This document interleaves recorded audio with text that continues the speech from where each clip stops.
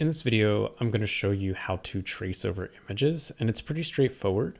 First step is to find an image that you want to trace, and so I'm just going to work from this sort of cat head. And what I'm going to do is I pasted this image on its own layer, and then I'm going to lock it just to make sure that it is set and I can't move it. And then I have a layer that I've called trace above it. And what I'm going to do is choose a color like pink for the stroke, just something bright so I can see it when I'm tracing over it, and making sure I have no fill. And then what I'm going to do is just do a simple outline of the character. So I'm going to trace starting at the top, coming down. Remember, if I need to break a tangent, I can hold down Alt or Option and move my handle separately from the other one. And I come here. And you want to try and have as few anchor points as possible. Whoop.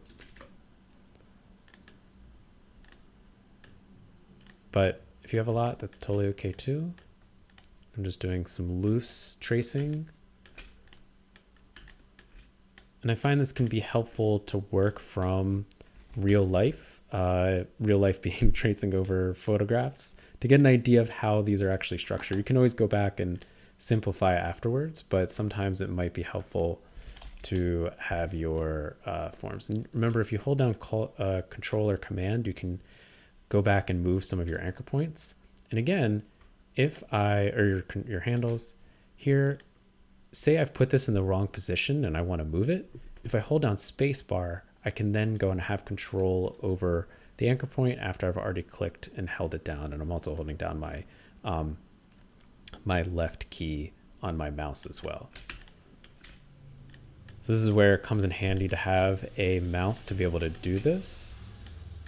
So then just come up here, come around, come over.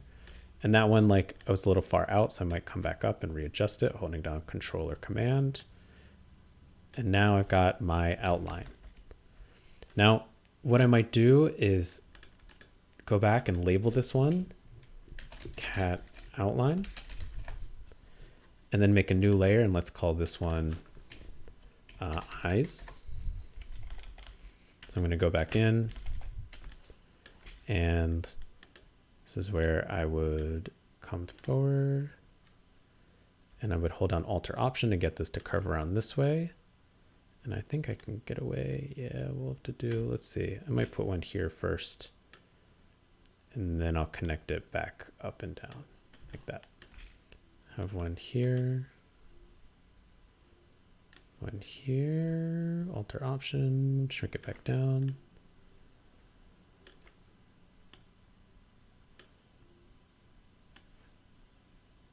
All right, and this is where I can come in and also use the shape builder, or I can use just ellipse tools or any of my preset tools, and then go in with my anchor point tool and work to combine and push these around. So here I can move this one here. If they're similar enough to shapes, you can really use any of these forms. So here, if I move this off like that, have this here, select both my shapes, go to my shape builder, and I get rid of that bottom part.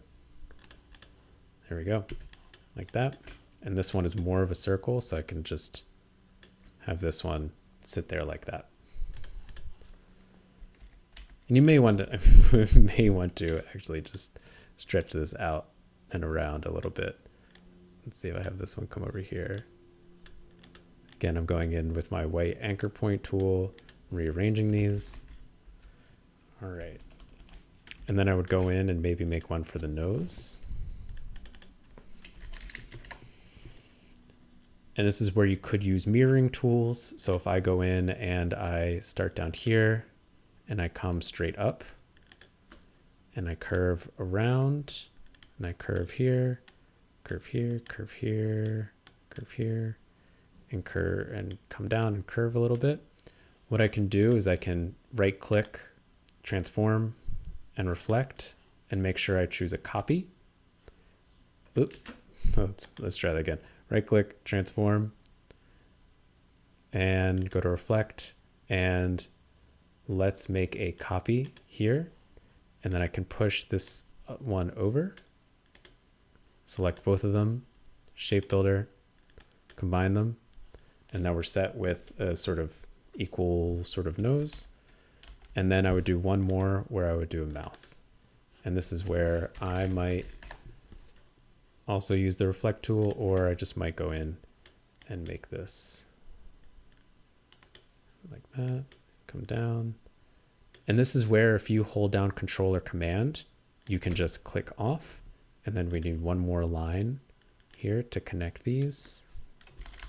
And I would zoom in, hold down V or press V to select it. Have them stacked on top of each other. Go to A. Have this connect up. And so then if I turn off my background, I'm left with like the beginnings of the cat, right? So what you can do is you can flip this whole form, flip it around, and you could choose a color. So say I was working within a specific color scheme. If I was doing monochromatic or something, I could come in, choose this light pink, and I can drag it to my shape. Here, I can go in, choose a darker pink for that, darker pink for that. This one here. And we're going to get rid of these outlines in a minute. Choose this nose, maybe make that the same color as these noses. So if I, or these eyes. So if I select this inner form, I can click and drag that color to another shape, or I can use the eyedropper.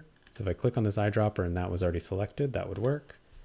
And then if I go in and select all the things that I don't want to have an outline, such as, so maybe I don't want this to have an outline, get rid of it. Maybe I don't want this and this and this and this to not have outlines. That one no longer has an outline. There we go. This one, no outline. No outline.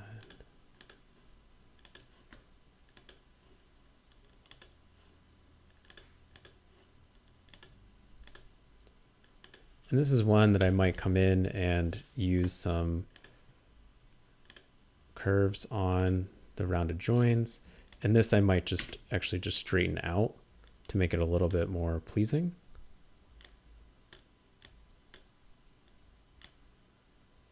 Let's get that one there.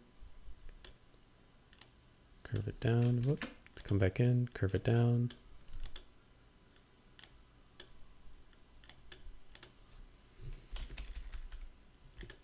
There you go. You're starting to get the outline of your cat working. And you would want to play with this a lot more, but I think you get the idea of ways of working with your shapes and your forms. Whoop. Let's go down and let's actually, if I do cancel again, click in here. If we go down to HSB, maybe I want more black in my image. So I'm going to roll this down with the brightness. There we go. That's a little bit better. And same thing with this shape, where if I select this shape, go to my eyedropper and eyedrop that form, that'll be a lot better. This could be one that we then change the profile on. There we go. That gets a little bit better because now it's thinner on the outside and thicker towards the middle. So there's a lot more you could do, but you're starting to see how you can make these work together and tracing out a form.